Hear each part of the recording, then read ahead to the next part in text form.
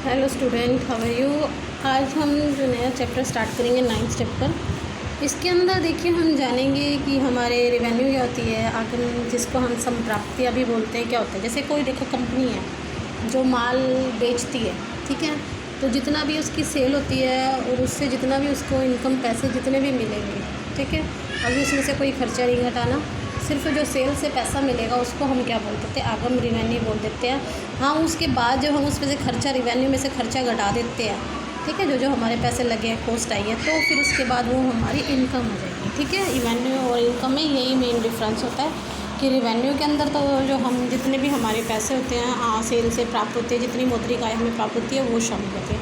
जैसे कि देखिए इसमें डेफिनेशंस बताई गई है कि भाई आपको ये देखो आइसक्रीम के बारे में बताया कि आइसक्रीम जितने हज़ार आइसक्रीम रोज़ बनती है, बिकती है, ठीक है। अर्थशास्त्रियों में जो ये 1000 रुपये होता है, 1000 रुपये की बिकते हैं, तो उसको रिवेन्यू बोल दिया जाता है। ठीक है, तो किसी वस्तु की बिक्री से एक फर्म को जो कुल रकम प्राप्त होती है उसे आगम कहा जाता है। ठीक है, ठीक है, जो बिक्री होती है हमारी टोटल, उसको हम क्या बोल देते हैं, इनकम होती है उससे, बिक्री से जो हमारे पास पैसा आता है, मौद्रिक आय आती है, उसे हम बोल देते हैं आगम।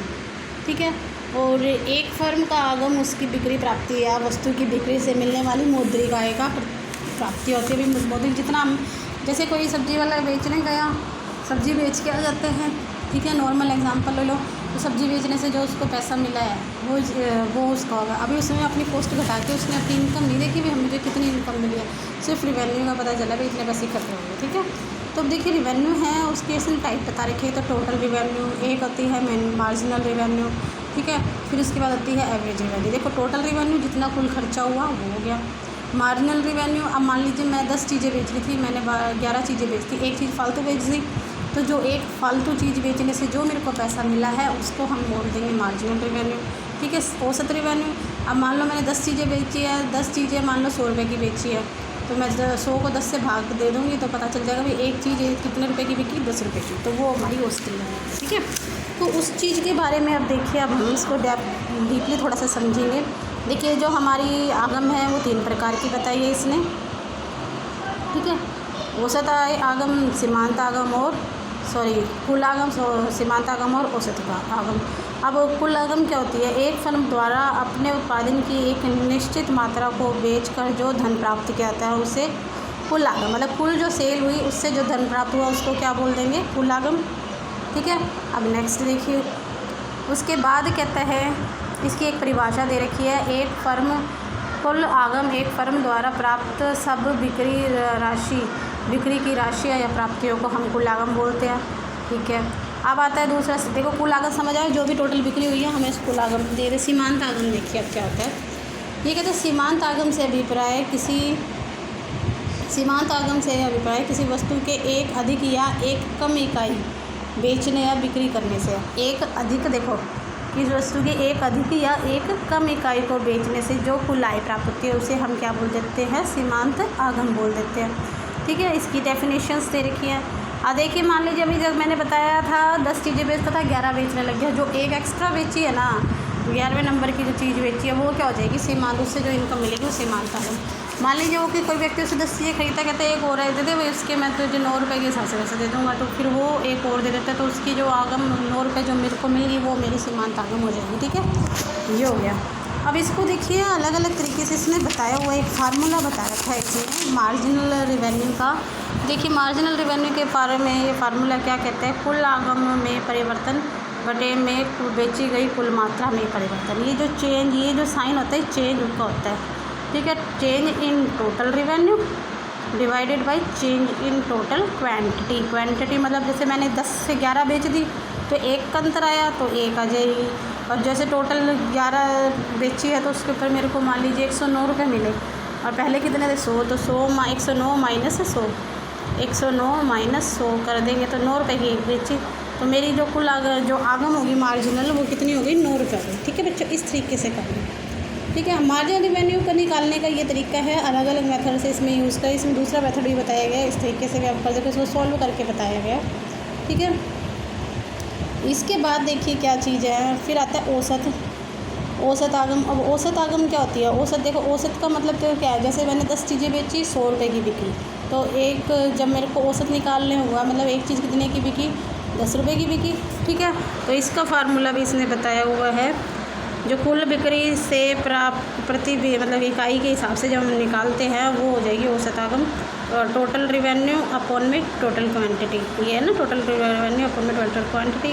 1000 रुपये की चीज़ें बेची, 100 वस्तुएँ थी, 1000 के 10 रुपये के हिसाब से हो गया उसका, ठीक है। अब देखिए आगे, अब मेरे को तीनों चीज़ें आपको बता दी भाई, हमारी कुल जो आगम है वो क्या होती है, मार्जिनल आगम है वो क्या होती है, और एवरेज आगम मैंने बता दी, एवरेज रिवेन्यू बता दी। अब इसके बाद देखिए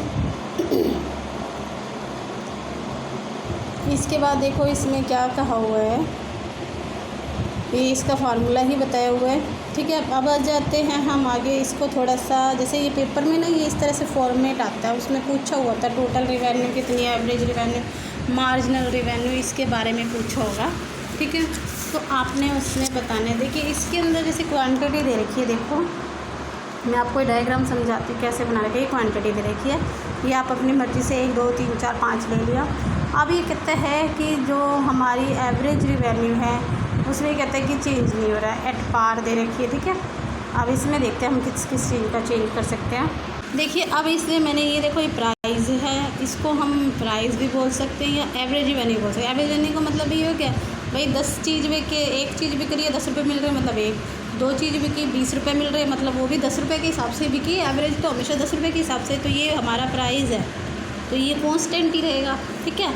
आगे देखिए, फिर उसके बाद देखते हैं हम, ये हमारा टोटल रिवेन्यू। अब टोटल रिवेन्यू देखो, 1 था तो 10, 2 हो गई तो 20, 3 हो गया 30, 4 हो गया 40, 5 हो गया 50, ठीक है। इस तरीके से आ गया, ठीक है, ये इस तरीके से आ गया। टोटल रिवेन्यू निकालने आएंगे पेपर में आपके, इसी तरह से मिसिंग दिए होते हैं, टोटल रिवेन्यू निकलवा देते हैं, कभी एवरेज कभी मार्जिनल निकलवा देते हैं, इस तरीके से आता है पेपर के अंदर। अब देखो टोटल रिवेन्यू आ गई, एवरेज रिवेन्यू मैंने आपको बता दिया, ठीक है, प्राइस के इक्वल ही होगा एवरेज रिवेन्यू का मतलब। तो अब आता है हमारा जो उसका है सीमांत रिवेन्यू, जो सीमांत आगम है उसको देखते हैं। सीमांत आगम देखो ये क्या कर रखा है, जैसे कि 10 है, अब 10 से पहले तो कुछ भी नहीं था बेचने के लिए उसके पास, तो 0 करा तो किसके बराबर हो गया, मार्जिन क्या होगी 10। फिर उसके बाद 20 हो गया, 20 में से 10 गया 10, ठीक है। फिर 30 हो गया, 30 में से 20 गया 10। फिर उसके बाद 40 हो गया, 40 में से पहले वाला घटा दो 30, ठीक है। 40 से 50 हो गया, तो 50 में से 40 घटाएंगे तो कितने का चेंज आया, देखो हमारा जो मार्जिनल रिवेन्यू है हमेशा 10 का चेंज आ रहा है, ठीक है बच्चों। ये टेबल आई होप आपको समझ आई होगी। इस तरीके से हम निकाल के इसको करेंगे। ये ऊपर जो बताया हुआ है इसको निकाल के बताया, अभी मैंने आपको डायरेक्ट बता दिया, इस तरीके से करना है आपको, ठीक है। आप एग्जाम्पल आप अपनी तरफ से सिर्फ एक क्वान्टिटी को चेंज करना, और फिर आप जब क्वांटिटी को चेंज करोगे उसके बाद आपने प्राइस देखने हैं, प्राइस कितनी रखोगे, या इसको औसत आगम बोल सकते हैं, वो अपने अकॉर्डिंग जैसे वो दोनों आप सेट करोगे उसके अकॉर्डिंग हमारी टोटल रिवेन्यू मार्जिनल रिवेन्यू अपने आप ऑटोमेटिकली निकल आएगी, ठीक है।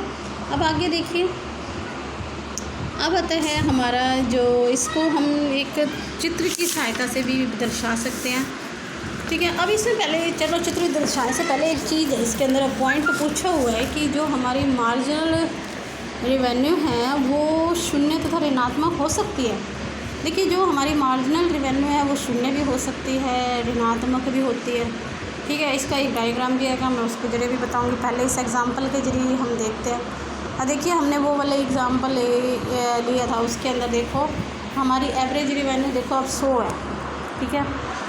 क्वांटिटी हम 1 2 3 4 5 सॉरी 1 2 4 और 5 हमने क्वांटिटी ले ली, 100 80 40 और 30। अब इसमें क्या हो रहा है, देखो जब हम किसी प्रोडक्शन को बढ़ाते हैं तो शुरू में वो प्रोडक्शन बढ़ता है, ठीक है।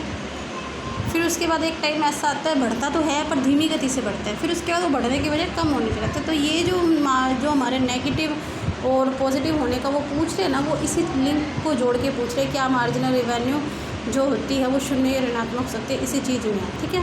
तो कुल आगम टोटल रिवेन्यू देखिए हमारी, अब बताइए इससे हम देखेंगे टोटल रिवेन्यू कितनी होती है। अब देखो 100 को 1 से गुना किया, टोटल हमारी 100 हुई। 80 को 2 से किया 160, 40 को 4 से किया 160, 30 को 5 से किया 150। तो हमारा अभी ये देखिए हमारा एक चेंज दिखाना चाहता है। देखो टोटल मार्जिनल का मतलब क्या होता है भाई, कितनी ज़्यादा पहले वाली कौन सी है, दूसरी वाली कौन सी है, दूसरी वाली कितनी ज़्यादा बेची है ये देखेंगे हम, ठीक है। अब पहले कितनी थी 200, ठीक है। अब 160 बेची है, बिक्री 160 हुई है, पहले 240 रुपये कम हो गई ना, 40 की कम हो गई मार्जिनल रिवेन्यू। और पहले शुरू में कितने की थी, 100 की थी, ठीक है, तो पहले की 100 की थी। फिर दूसरी बार क्या हो गई, 100 थी, तो 100 की थी इसमें से, और आगे 160 की, तो 160 माइनस 100, तो 60 रुपये का क्या हो गया, उनको भाई कम होगी, नेगेटिव में चली गई, ठीक है। फिर अगली बार देखते क्या रहा है, फिर देखो इन दोनों साल में 160 है, ये भी अगली बार फिर से कोई चेंज नहीं हुआ, तो क्या हो गया यहाँ पे 0, ठीक है। फिर उसके बाद देखते हैं हम इसमें क्या इंक्रीमेंट हुआ है, ये यहाँ पे 60 का चेंज हुआ था। फिर उसके बाद देखो यहाँ 160 थी और यहाँ कम होगी, इससे 150 हो गई, तो क्या हो गया, माइनस का 10 चला गया यहाँ पे, ठीक है, माइनस में चली गई। यहाँ देखो 100 से 160 हो रही, यहाँ बढ़ी थी, ठीक है, तो इसके कारण यहाँ पे क्या हो गया, सेल में कुछ तो बढ़ोतरी हुई थी, ठीक है। परंतु इस स्टेज पर आके अब उसको जो हमारे, जैसे मैंने अभी अब कारकों को प्रतिफल करवाया था ना, तो जो हमारे वेरिएबल कारक है, जैसे कि श्रम वगैरह को हम बढ़ा देते थे, तो उसके कारण क्या कहते हैं, प्रोडक्शन में अब चेंज जितना आना था ना वो आ चुका, अब इससे आगे प्रोडक्शन नहीं बढ़ेगा, तो उसी चीज़ को बताया हुआ है इसमें, ठीक है। तो इसका एक डायग्राम के थ्रू इन्हीं पॉइंट को आप डायग्राम पे प्लॉट कर सकते हो और शो कर सकते हो, ठीक है। अब देखते हैं हम इसमें आगे क्या कहते हैं। अब ये माइनस में आ गया, तो हम कह सकते हैं कि जो हमारी मार्जिनल रिवेन्यू है वो क्या नाम है, 0 भी हो सकती है और नेगेटिव भी हो सकती है, ऋणात्मक भी हो सकती है। आगे देखिए पॉइंट, जो देखो अब इस चीज़ को देखिए, कुल औसत तथा सीमांत आगम प्राप्तियों को एक चित्र के द्वारा प्रकट कीजिए, ठीक है। अब देखो चित्र, ये वाला चित्र है, मैंने अभी बताया था ना जो एग्जाम्पल लेना है। अब इसके अंदर हम तीनों चीज़ों को लेके चल सकते हैं, ठीक है। तीनों इसमें चीज़ें हम देखेंगे। ये देखो टोटल रिवेन्यू है, मैंने अभी आपको पीछे एक एग्जाम्पल बताया था इसका, उसके ज़रिए हम इसको देखेंगे भाई हमारी टोटल रिवेन्यू जो एवरेज कर्व है कैसे देखिए करेंगे। देखो टोटल रिवेन्यू है, पहले स्टार्टिंग के अंदर ये देखिए, सबसे पहले एक ये वाली लाइन घेर लेंगे हम, आउटपुट, ये हमारी टोटल रिवेन्यू, इसी तरह से यहाँ पे भी आउटपुट, और ये हमारी टोटल रिवेन्यू ओ एक्स और वाई दोनों साथ साथ लेके चलेंगे। सबसे पहले आता है जो टीआर है हमारी, पहले धीरे धीरे बढ़ रही है, देखो यहाँ पे मैक्सिमम हो जाएगी। फिर उसके बाद एक पॉइंट ऐसा है कारक के घटते प्रतिफल का, शुरू में बढ़ते प्रतिफल, फिर उसके बाद समानता आ जाते हैं, मतलब समान रहते समान प्रतिफल, फिर उसके बाद कम होना शुरू हो जाता है, ठीक है, टीआर कम हो गई, ठीक है। ये तो हमारा हो गया टीआर, ठीक है, टोटल रिवेन्यू। अब जहाँ पर टोटल रिवेन्यू सबसे ज़्यादा होगी ना, उस पॉइंट के बाद जो हमारी मार्जिनल रिवेन्यू है वो नेगेटिव होती चली जाएगी। ये ज्वाइन करके बनेंगे ये डायग्राम, तो जो हमारी देखो मार्जिनल रिवेन्यू ये है, ठीक है। अब ये यहाँ तक तो देखो 0 आ गई। अब इसके बाद जहाँ पर ये कम हो रही है, अब टीआर देखो यहाँ कम हो रही है ना, ये कम हो रही है टीआर, तो ये मार्जिनल रिवेन्यू क्या चली जाएगी, नेगेटिव में चली जाएगी, ठीक है। और जो एवरेज रिवेन्यू है, क्योंकि इसके एवरेज को तो फिर वो ज़्यादा ही नुकसान में जाएगा, तो वो क्या करेगा, प्रोडक्शन ही बंद कर देगा। एक बार अगर जब उसको फिक्स कॉस्ट ही प्राप्त नहीं हो रही होगी तो वो प्रोडक्शन बंद करने की कोशिश करेगा। तो जो एवरेज रिवेन्यू है वो इस तरीके से चलेगा, ठीक है। ये हमारा एवरेज रिवेन्यू क्लियर है बच्चों। इसको आप अगर चाहो तो डायग्राम उसके जो हमारे एग्जांपल लिए हो उनके थ्रू भी हम कर सकते हैं, तीनों का सॉल्व हो जाएगा। पर जब रिलेशन पूछेगा वो उसके अंदर क्वेश्चन में पेपर में, तो आपने इस तरीके से बना के आना है उसको, ठीक है। आगे देखेंगे अगला जो पॉइंट है वो मैं आपको कल बताऊंगी, इससे कोई रिलेटेड है थोड़ा सा। थैंक यू बच्चों।